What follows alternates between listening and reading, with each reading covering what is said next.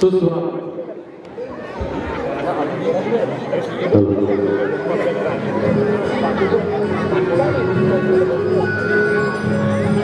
श्री गणरायाला वंदन करून रंगदेवता आणि मायबाप रसिक प्रेक्षकांना विनम्र अभिवादन करू।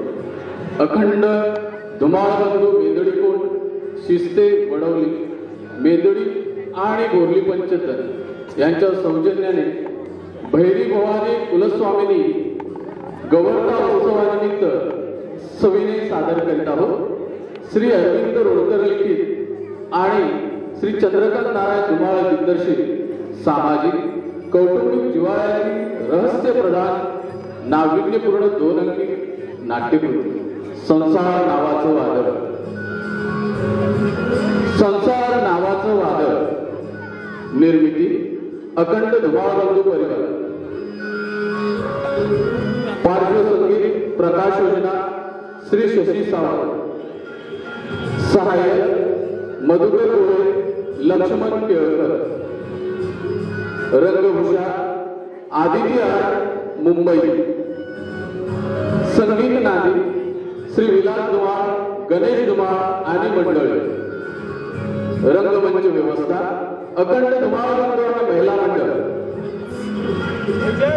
कलाकार हर्षवर्धन अशोक धुमाळ। अर्णव सचिन धुमाळ। दुर्गेश प्रतीक धुमाळ। वेदांत कुशल धुमाळ। पियुष अनिकेत धुमाळ। तेजस वसंत धुमाळ। नागेश्वर प्रमोद धुमाळ। राहुल कुणाल धुमाळ। आरोही कुमारी साधना कांबळे। काजल कुमारी सिद्धी धुमाळ पाहुणी कलाकार। सहाय्यक श्री अतनेश धुमाळ। अखंड धुमाळ बंधू मेंदडी कोण शिस्ते वडवली मेंदडी आणि बोरली पंचतन यांच्या सौजन्याने भैरी भवानी कुलस्वामी गवर्ता उत्सवानिमित्त सविनय सादर करीत आहोत संसार नावाचं वादळ। संसार नावाचं वादळ।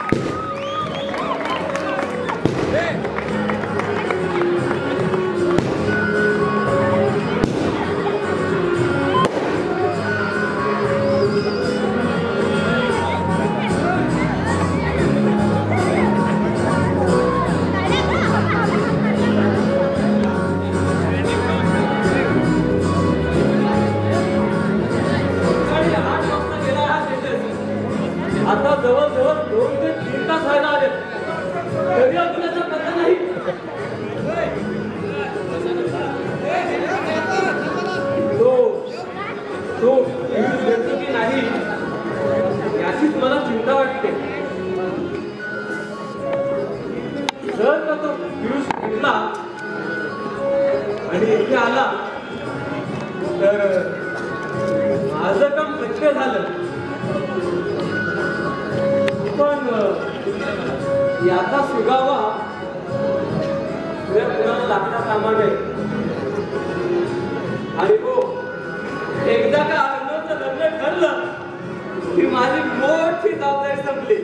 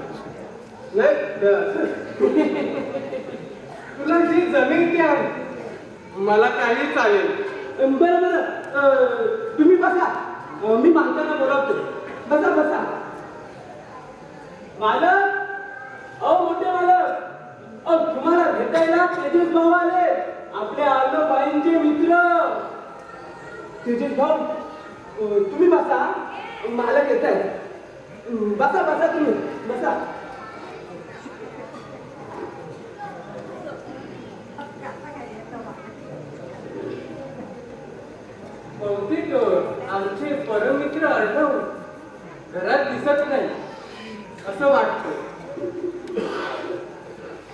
चला काकासाहेब येईपर्यंत पेपर तरी वाचूया.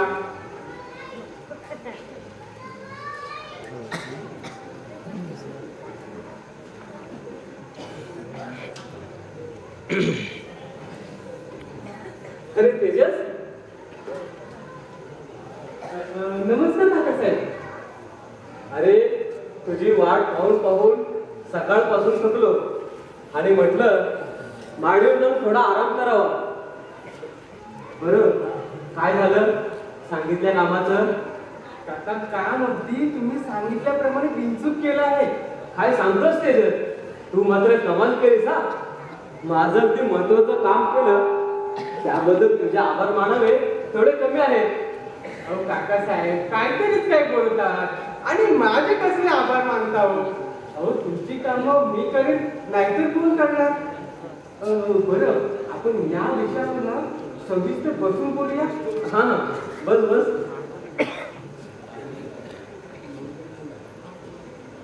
पण तेजस, तू त्यांना आमच्याबद्दलची माहिती दिली आहेस ना? हो काकासाहेब, तुम्ही सांगितल्याप्रमाणे तुमच्या घराण्याची आणि आमचे परममित्र अर्णवबद्दलची थोडी कल्पना त्यांच्या कानावर घातली आहे. शिवाय दोन्ही मांडवांचा खर्च ज्याचा त्यांनी करावा असं मी सांगितलंय. फक्त अर्णवला लग्नपाठावर उभा करा म्हणजे झालं.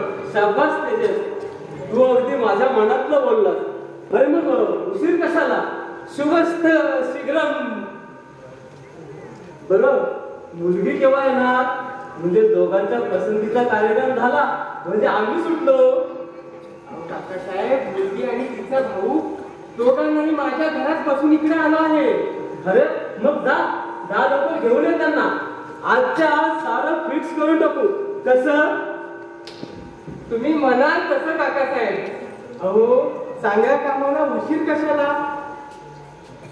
लगेच घेऊन येते का नाही मी? हा ये.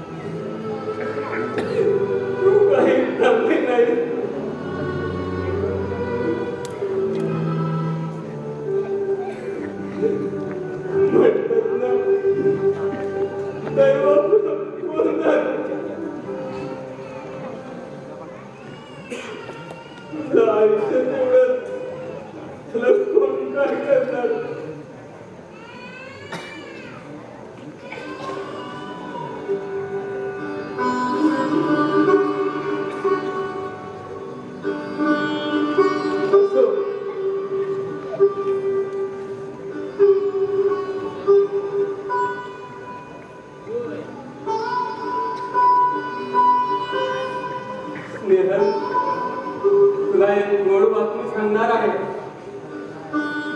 आपल्या अर्णवचं लग्न करण्याचे योजना आहे तेव्हा त्यांच्यावर तुझी कृपादृष्टी ठेव म्हणजे झालं.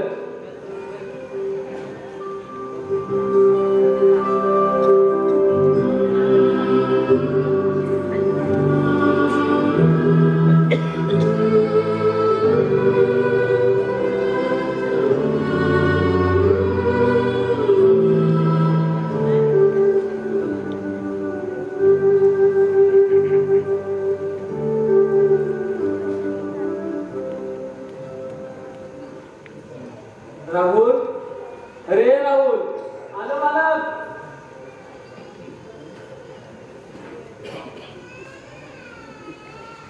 काय म्हणतो मालक? आणि तेजल भाऊ कुठे गेलं? अहो त्यांच्यासाठी मस्तपैकी चहा आणला होता, कडक स्पेशल अद्रक मार्केट. आणतो इकडे, मी पितो.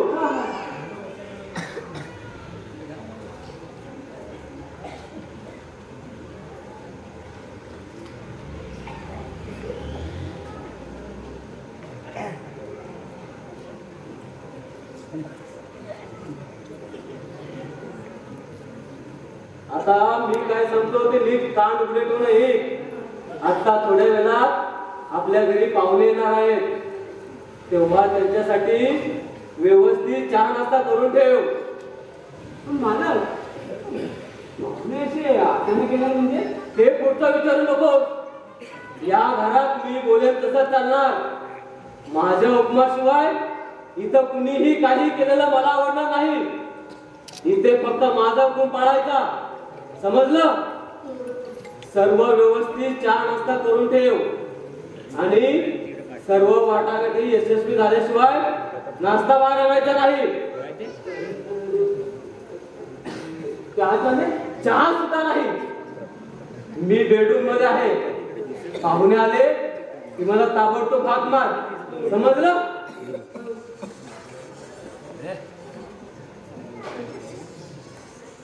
मारतो, हाक मारतो. तुम्हा सर्वांचे खडे हुकूम पाळून पाळून आमची कंबर लागली. हो, ऐन ज्यावेळी आमच्या कमरेची कमान झाली तर आम्हाला पोरगी कोण देणार?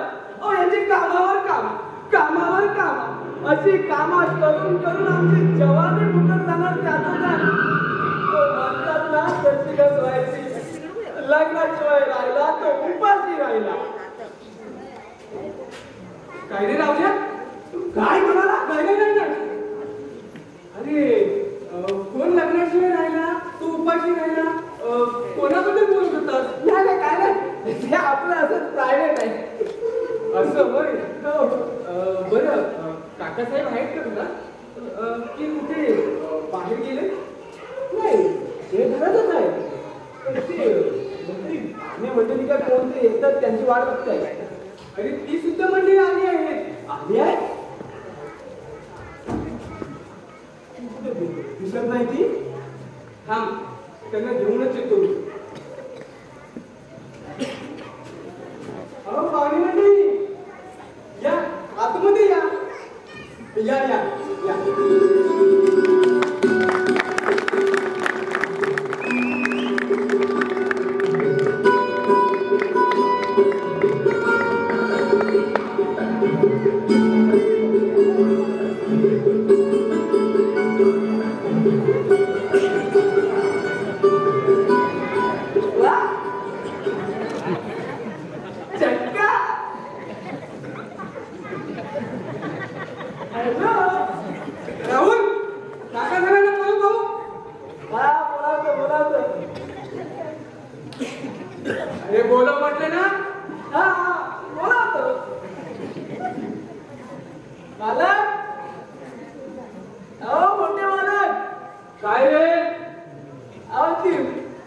पाहुणे मंडळी